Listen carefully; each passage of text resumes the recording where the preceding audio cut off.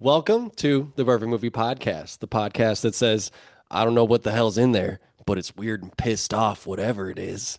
I'm Michael, Taylor. and today, as a part of Animatronic April, the month where we celebrate practical effects and puppetry, we are reviewing John Carpenter's The Thing. Kaylin, what do you think of John Carpenter's The Thing? Wow. This movie I feel like was made for me. Um, Even though it came out 20 years before I was born, I feel like this movie is everything I want in horror and so much more. It's as close to a visual masterpiece as you could possibly get. Um, the practical effects in this are glorious and have not been replicated. I mean, they've tried and they have in certain aspects, but just the rawness of everything and the look of this movie and the feel and the vibes and the acting, I just love it so much. This is one of my favorite movies to watch during the Halloween season.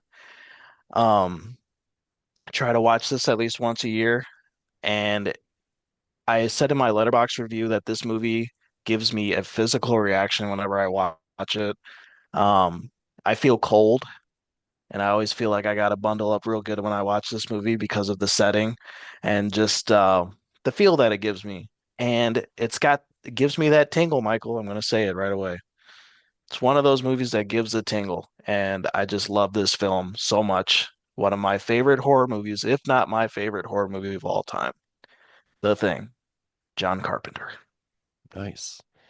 Yeah, so haven't watched this movie as much as you. This might be my second or third rewatch, watching it this time. But on this time, yeah, I'm with you. I'm so impressed with this movie. I love that it's a movie that wastes none of your time. It kicks off immediately. It's a movie that has a wonderful and wide cast of characters that you need to know in order for the premise to work at all.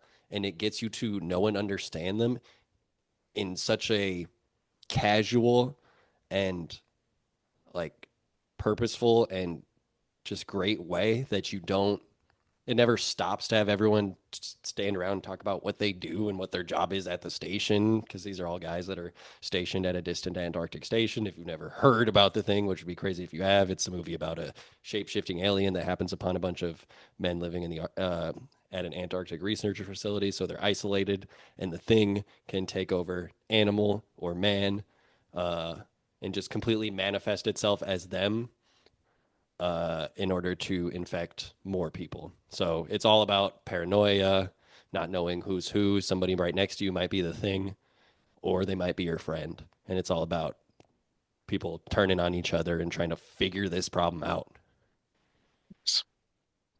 Um, I will say this movie has a stellar cast. So let's move on to the performance test. The performance test is we're going to talk about our favorite actors, scenes, characters, and moments. It was the performance of a lifetime! John Carpenter loves Kurt Russell. And when John Carpenter works with Kurt Russell, I also love Kurt Russell. He's great in Escape from New York. And while he's not as Snake Plissken. he's not as big of as an aura farmer as he is as Snake Plissken, he's still got this like very casual badass energy that's He great does. for our lead.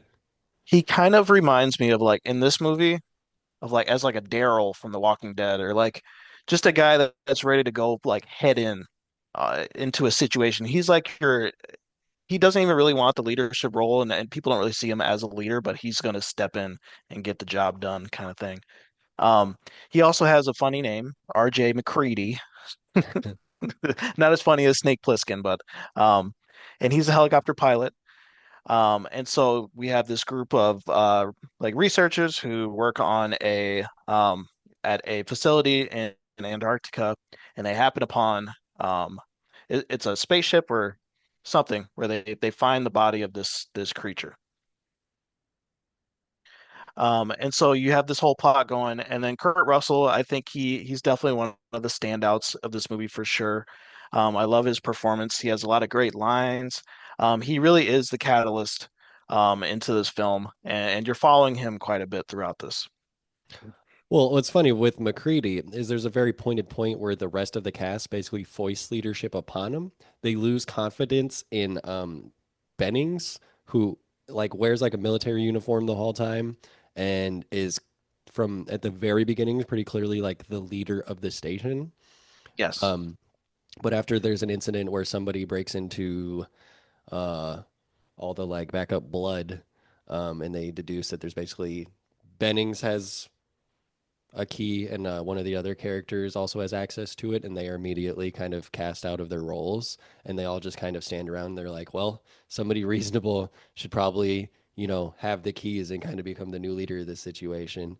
And at Yeah. first, Keith David's like, oh, well, that'll be me then. and Right. and they're like, hold on, no, you're a little crazy. Let's try McCready for Tice. Keith David. One of the all-time great voices. Hmm. Um, in movies, television. If you're a superhero fan, you should really check out the Spawn animated series from the 1990s. Is on HBO. You can find it on HBO Max, but Spawn is voiced by Keith David, and boy, he has a great performance in that. But yeah, Keith David, another one of those scene stealers as well. He's just a great character. Um, at the end, you get some great back and forth between him and Kurt Russell. Yeah, just a great cast. Love Keith David. Yeah, I think I knew Keith David as like I think he did narration for like National Geographic specials or something. I think it's the first time I came across Keith David was as just a He's in voice. a ton. He does a ton of voice work for cartoons. Like he's in Adventure Time, tons of Cartoon Network shows. Yeah, he's got an awesome voice. Really cool. Earlier I was kept saying Bennings was the leader. No, it's Gary. Gary. I just want to set that Gary. straight for all the people that are screaming on into their typewriters right now. We also Um, got Wilford Brimley in this. Mr. Diabetes Test and Supplies Diabetes. himself. He plays Blair, who is just well, he's the doctor. He performs the autopsy of like the big thing body that they take from the Yep. Swedes or the Norwegians. I can't keep it straight, neither can McCready. What what nation the other camp is from.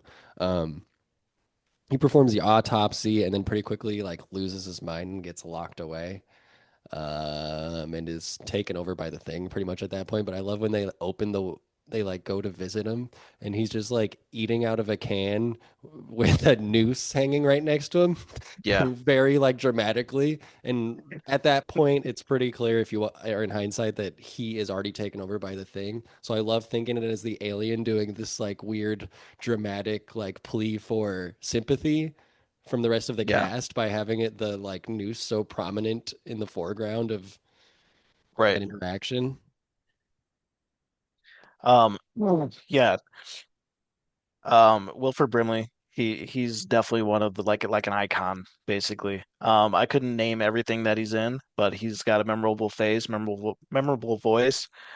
Um, he really does add to this film as well. Like you were saying, it's a great scene where they come upon him eating. Um, yeah, and then you have a bunch of like supporting actors. You have a bunch of people who kind of been around in this time and they were in stuff before. I know a lot of them have like faces that I've seen. Um, like TK Carter. I've definitely seen him in the movie where he like had a bandana and like had a knife and he was like, like trying to stab people. Could have sworn he's in the Warriors, but he's not. Yes, no, yes, he is. I I, swear he is. I don't think he is because I was looking at his credits on at least on Oh, he's uh in Space Jam. Letterbox. Hold Yeah, it on. says he's in Space Jam, but it would be near the top of this list if he was in the Warriors. But he looks like he would have been in the In the Warriors. Warriors. Um, I want to just do a little like there's a bunch of side characters, a little power ranking for me. First was at first I called him Roller Skate Man because I didn't even know his name at the time. That's Nalls. That's TK. Um, and then I'd say my second favorite is Windows, the guy that always wears sunglasses inside and is the radio operator and helps with the blood test and then dies tragically. Like he gets messed up. Like his whole head is chomped on and he just dies Yeah, slumped in the corner. And then Palmer the Stoner, who you really don't ever think could possibly be the thing, but I think he gets revealed during the blood test thing to be the thing and kills Windows. And yeah. that was tragic for me. I'm like, those are my two best boys. Yeah, I mean, all the best stuff that we'll get into is all the practical effects, and I think this is a good spot to move on to It's an Art. What's this? It's an art project. Okay, I like it. Picasso. Yeah, that way. It's an artwork where we're going to talk about all the ushy, gushy, bloody, disgusting effects in this movie, as well as maybe the cool soundtrack. Hell yeah. Okay, so the first scene that we really get some nasty goodness is the scene where they go into the kennel Mm. and they come upon all the huskies, the poor, poor huskies, the poor cute doggies, and they're all mangled and disgusting in this amorphous blob of all types of matter. And the creature's head comes up and he's just screaming in agony. It is the gnarliest shit, and it still looks so good to this day, man. Yeah, it's funny that they tried to do a sort of prequel reboot to the thing in 2011 um, that was about the Norway camp and that they filmed a bunch of practical effects and decided they weren't good enough and turned it into CGI slop because this movie is completely ageless because of how they decided to do these effects. Like the dog scene is disgusting, but there's not a moment that falls flat with the effects. The autopsy when Norris's head just comes off and he's just got all those green strings and his body just And it turns is into a spider. yeah, is Oh my God. disintegrating and his head turns into a spider and tries to like crawl away. Just everything is so the concepts are so imaginative and then the execution is fucking flawless. Like it's so good. It's so disgusting and it it's visceral because it is there. It's viscous fluids being manipulated by rods and puppets and motors, you Yeah. know? Like it's all there and it's so textural. Yeah, it's definitely I don't know, man. And it's crazy because we'll get into this later on. But how pan this movie was just shocks me to my core because I'm just like, what the hell were people thinking when they saw this movie? And there's a lot of things leading up to it that didn't help this movie at all during this time period, and then also just like when it was released. Um, but I just think like just hats off to the design team and it's there was so much work that went into this movie and we need to understand this movie had a $15 million budget, which is like insane to think about in today's standards just because I mean obviously the dollar amount is different, but even for 1982 $15 million was not a whole lot. And if we're thinking about John Carpenter is a guerrilla style filmmaker. I mean, the way he made Halloween, that movie shouldn't have worked. Um, and so he's used to kind of using these lower budgets and making something really special out of it. And like Halloween, this movie turned into a cult classic over time. And Halloween obviously now is like more of like it's solidified itself in the horror pantheon, and it's The an franchise. amazing film, and yeah, it's a franchise. But obviously, like when it first came out, people had issues with it. People had a lot of issues with this movie too. But hats off to John Carpenter as well, because the man has a vision. God damn it. Um, the boy does his own music. Uh, uh, the soundtrack in this is awesome as well. I would say it's right up there with Halloween soundtrack. Notably, not actually for this one. I'm scrolling to find Yeah, his John name. Carpenter he didn't do this one, but Ennio just saying the Morricone. soundtrack Yeah. is In general, he the does, but soundtracks are great. Ennio Y- Morricone does this soundtrack, and he's the guy who does the soundtrack for Good, the Bad, and the Ugly. Like you Hmm. you decided to not have John Carpenter do it and just had one of the best composers, you know, in Yeah. history. He's up there with like, Yeah. John Williams and some of the other, greats of all time as far as like film composers. And I love just like, and this is the part of the soundtrack that opens the movie is just like the rhythmic heart beating, like boom, doom, doom, doom, doom part of the soundtrack. That's kind of the just sort of the driving rhythm of like these suspenseful scenes in this movie. Um, You can talk about the Ushy Gushy effects, which are all great, but guess what? This is a movie that also features some of the best flamethrowers to grace the Yes. screen. And Yeah. they use and abuse them. Like it's not saving the flamethrower. Oh yeah, they are like we're gonna fucking kill this thing at all cost. I mentioned to you yesterday off camera, but I really love horror movies where characters are put into these like insane situations where they're dealing with something so ethereal and so like unexplainable that they realize slowly that they're not making it out of this alive, but I'm going to go out fighting. And this thing, for the good of humanity, has to die. And I feel like that's like Evil Dead is like that a lot. Um, I was saying another comparison was the movie Overlord, which actually stars Kurt Russell's son. But I just really love when characters are put into these insane circumstances and there's really a need for them to sacrifice themselves. All too often do we watch films where sacrifices come out of nowhere, they don't feel earned. Movies like this, especially this is like ground zero for how to do that type of movie. Yeah, and they don't start out that way, but there comes a No, realization as more and more people die when Kurt Russell does just kind of be like, okay, well, now this is a suicide mission. He's like, the thing right now, all it wants to do is go back and freeze in the ice because that's where they found it in the ice. Um, and it survived its UFO crash in that, but we know it can't survive fire. So we're blowing this whole place to the ground. And yeah, yeah, also doesn't cheap out on the practical explosions and the wrecking of the set. And, as Keith David and him just sit there and pass from back and forth their shout out to J&B Whiskey. Um, and you just can see just in the background, just flames everywhere as they're just kind of like, yeah, yep, well, guess this is us now. You could be the yeah, thing. I could be the thing. Fuck it. yeah, for real. Shall we move on? Unless you had anything else to say about It's an Art. No, Um, let's go you ahead and can, do, hey, what are you trying to say? Take it away whenever you're ready. All right, let me just get that last measurement on your Thank you. You know, I need this for the wedding. Okay, well, I need it really quickly. Like It could take about a week to do. it could take a week. Mm-hmm. So, what are you trying to say? He's trying to say that I'm so big, my bum is so big, you need to order to various countries far away to get enough material to make a pair of pants so I can fit my incredibly obese buttocks into a pair of your specially made little suit. No, I mean, I'm the only one working here this week. Oh, okay. Oh, well, that would be great. Originally, so this is actually a remake. yes, The Thing from Outer Space that came out in the 50s was very clearly a Red Scare parallel. It's about how the commies are living among us.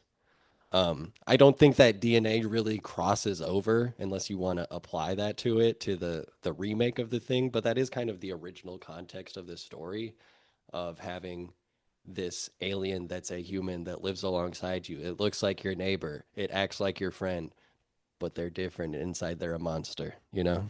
yeah.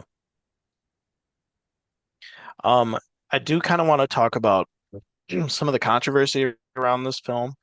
Um, even though it doesn't really have to do with the what this movie is trying to say at all, but I think it's just really interesting, kind of what was happening around this time.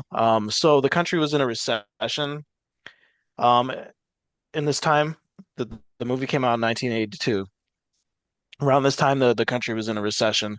What's that like? People I can't were look. imagine having a bad economy.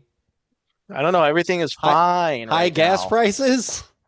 Sorry. What's that? Continue. The war, Ah, famine. it's peaceful right now. Um, so people were they were searching for something a little bit more lighthearted. And around the same time, E.T. the Extraterrestrial came out. And that film is the polar opposite of this one, Yeah. especially regarding the subject matter of aliens. It was a very lighthearted, more accepting um, take on extraterrestrials, and people loved it. It was a phenomenon. Uh, so part of the criticism for The Thing was that it was too nihilistic and the tone was too bleak, and the audience wasn't able to connect as much with the subject matter of this film. Also, what shocks me is that some of the critics who were panning this movie complained about the special effects, and the gross out factor was too much for people. And I don't know, maybe because I'm so jaded now and everything is like I'm super desensitized, but man, this shit was nothing compared to other things that I've seen in my life. Not to say that the effects were bad in any means because they're amazing, but I just found that hilarious because it's the same kind of thing with like The Exorcist, or different stuff like that for these time period movies where people were just not used to seeing something like this. So they really didn't know how to digest it. And I just found that very interesting. But over time, this movie became a cult classic, and has a huge fan base now. Yeah, I think that's just a real sign of the times. I think we underestimate now because we're kind of in a horror renaissance and in a time where horror is really being accepted. Like Sinners just got a bunch of Oscar nominations.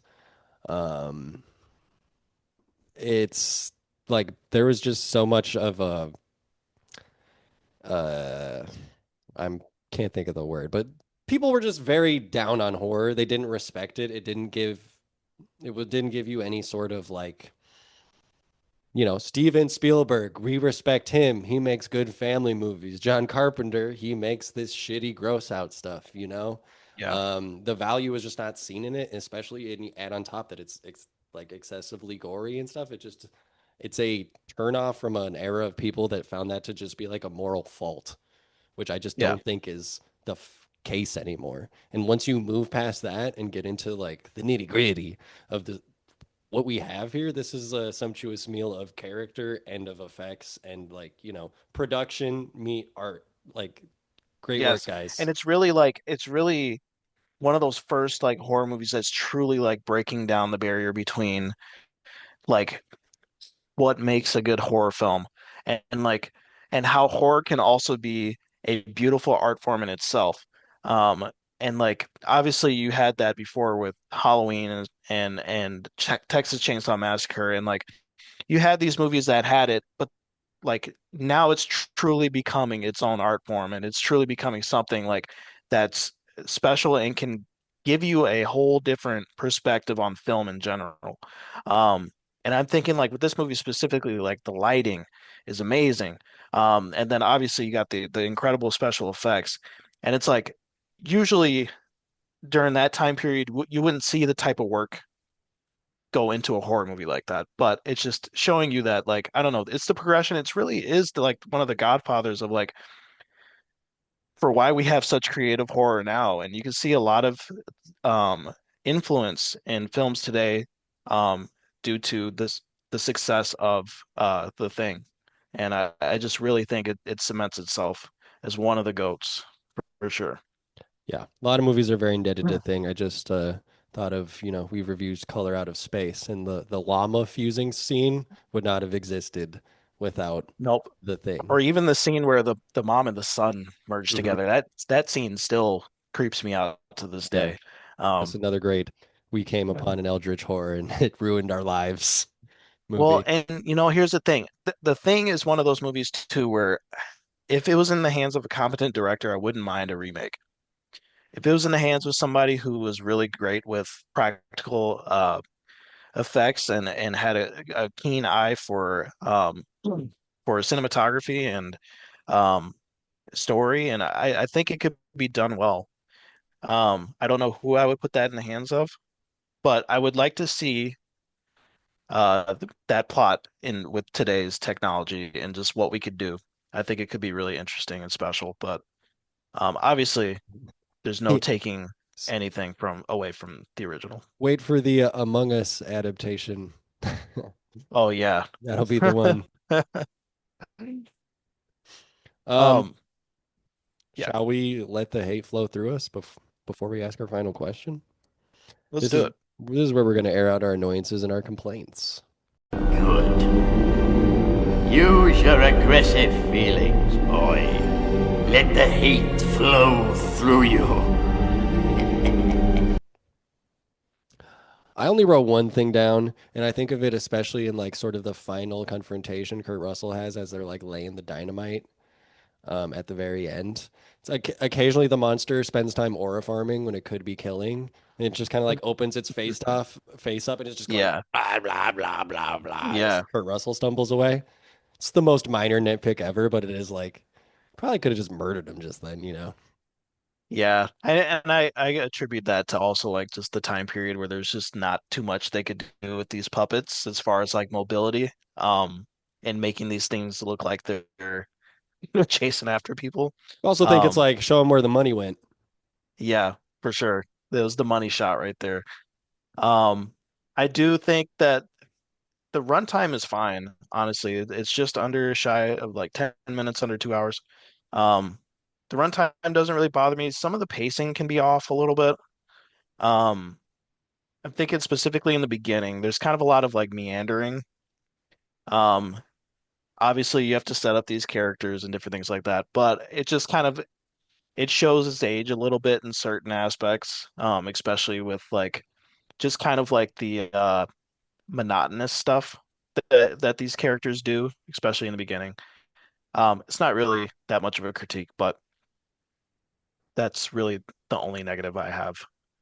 And to me, I think there's so much like there's a bomb under the table tension from the very start, especially if you're like rewatching this movie because you like know what that dog is as soon as you take it, they take it in.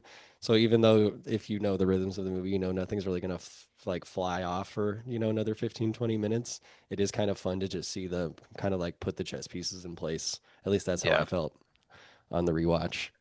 I'm almost interested to watch the sequel or the prequel again, and see if I can get anything out of that one because And I I've don't got really remember the story.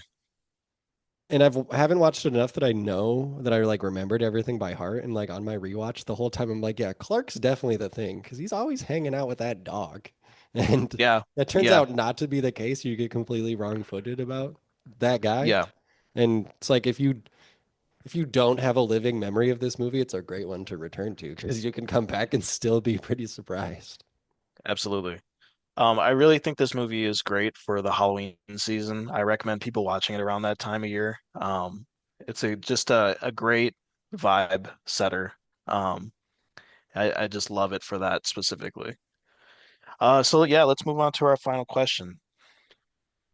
Is this a perfect movie? You lost a baby brother. Perfect in every way. I had a baby brother. I had a little baby brother. And he was perfect. Perfect in every way. Now, this is a question that, unlike the film The Thing, I don't think has a lot of tension. There's no surprise to be had here No, because this is obviously a perfect movie. I reached my hands into this movie's stomach, and the stomach opened up and clamped my hands down, started chomping on me. It's got me in its grasp. Pull up your bloody nubs. as, as its head wiggles off and runs away as a spider. I love when he turns around. I think it's a Palmer. He turns it around as and he like sees the spider head walk It's through like the no doorway. fucking way. Right? Yeah. I'm like would be exactly my reaction. That's like Exactly. up there with the what is it? Event Horizon. We're leaving. Yeah. We're leaving. I don't know why. Every once in a while, I just have like a random line or thought that like rattles through my head. And one of the ones that's been rattling through my head yesterday afternoon was Where we're going, we won't need eyes to see. Some Don't know creepy why. shit. Don't know why. We'll Another have to do Event Horizon sometime. another great Eldritch horror. Believe we did. We did it on the same month we did Alien. Did we? Yeah. Oh, we did. Yes, we did. Wow, that was a long time ago. I don't think we put Perfect it on Movie the Pod list though. is. No, we didn't. Perfect Movie Pod has been going for years now at this point. We've covered a lot, yeah, a lot of movies. Yeah. My ongoing Um. letterboxd list has dun dun dun dun. Wait, say what you're gonna say. I'll get to this. Oh, I don't think I was going to say anything Oh, meaningful. we will be once I add the 4 movies for this month at 121 movies covered, and that doesn't count all Yeah. the movies that we've covered in end of year lists. God damn. So truly we're at about probably like 160 plus. It's a lot of films. I That's a guess you can lot of call us a couple film buffs. It's it's a lot of fucking movies. a lot of fucking movies. It's a lot of time on our hands. Yeah. This Um, is what we choose to spend our time with as we await the grave. as we await the coming Armageddon. Yeah. Jesus Christ. No pun intended. Are you doing your part? Service No. guarantees citizenship. Yeah, for real. I want to be a vault dweller. That would be nice. All dweller. Um, um, I did want to talk briefly because the trailer dropped today, the official trailer for the Backrooms, and I thought that was really interesting looking. Um, I love that YouTubers are getting a shot at creating cool movies, and shouts out to the Talk to Me Bros, and then this guy, I don't remember this guy's name, but I hope the movie does well. The And then also, go ahead. the channel name's Kane Pixels. I don't know his legal name. Okay, it's Kane something, but I know Markiplier made a movie, Hmm. and it's called Iron Lung, and it's based off a horror video game. And I actually heard it was like not terrible. I do kind of want to check that out once it comes on streaming, if it's on streaming already, but I might check that out too. It's just cool. I like that this like you're saying we're kind of in like a horror renaissance right now. There's a lot of great fucking horror movies that have came out in the past couple of years. Um, yeah, it's great time to be a horror fan for sure. Maybe I, that's like a sign of the times, you know? Why horror is so great because our reality is horror, you know? yeah, I think it's also just a sign of the times in that horror is often a very good bet for financial Yeah. success. Low investment, Yeah. high reward, Yeah. Yeah. People potentially. will always turn out to a horror film. But Um, that could be a sign of the times of why people are so ready to show up at a horror movie. yeah. Yeah, absolutely. Okay, so The Thing, it's on the list. It's a perfect movie. I don't think anybody didn't see that coming. But yeah, love it. If you haven't seen The Thing, highly, highly recommend you stop what you're doing right now and watch it. Or save it for the Halloween season. Tangent that is going to be in reference to our potential May theme. Um, Kaylin, did you ever watch Thunderbolts? Oh God, no. I Okay. watched like maybe 10 minutes of it. I liked Thunderbolts. I was considering a Marvel May theme where I might Okay. try to make you reappraise even some Thunderbolts I liked. I like Guardians 3, and I still like Doctor Strange and the Multiverse of Madness. I will say I did watch um X-Men or not X-Men, what was it, Wolverine and Deadpool the other day. I don't hate that movie. I really don't. I know you despise it, but I really don't hate that movie. I think it's fine, and it's a fun watch for the most part. I will say, are we only doing MCU movies, or can we like get into I some obscure stuff, or not obscure, but like stuff that might have gotten missed? I know there's like a Ben Affleck Daredevil I think that I've never watched. you can choose 2 random Marvels, and I'll choose 2 modern Marvels. All right, we're doing Punisher Warzone Oh shit. because that movie is fucking ridiculous. And then we're gonna do either Daredevil or we already did the 2003 Hulk. We did. I don't know, Maybe we should do an X-Men movie. Maybe we should do the OG X-Men. We could. Now, one problem is no matter which one of those X-Men you pick, it is directed by a rapist. But that we can move past Shit. that. What about the Days of Future Past one? The newer ones. Uh, are those also Bryan Singer? I don't know. He's one of the two rapists. Wait. It's fine if you want to do it anyways. I just think that's X-Men just like 2002 is Bryan Singer. the curse of the franchise. Yes, X-Men X and X2 are both Bryan Singer. X3 is what's his name? The director of Melania, the new Melania documentary, Brett Ratner. Oh, so we're just not doing any X-Men movie. Is that what you're saying? No, I actually don't care. I just think it's funny isn't the word, but it's how that whole franchise is a bit tainted by those two men is I Yeah, that's guess fucking crazy. unfortunate. More unfortunate that, all the raping. I'm trying to remember what, because we did a Marvel May before. We did Spider-Man's. Um, We did the original oh, we did the Spider-Man. same I Raimi think that's Spider-Man, when we did Ang Lee's Hulk, maybe. and we did Avengers Yeah, we did Endgame and and Ant-Man. terrible Quantum Mania because it was new at the time. Yeah, I'm definitely down for some Marvel. We don't have to, iron it out completely, but I think I'll do two modern Marvels, probably Guardians of the Galaxy 3, which I truly do love, and Thunderbolts, which I thought was just like this was better than I ever could have expected from the 2025 version of the Marvel machine. You telling me you didn't like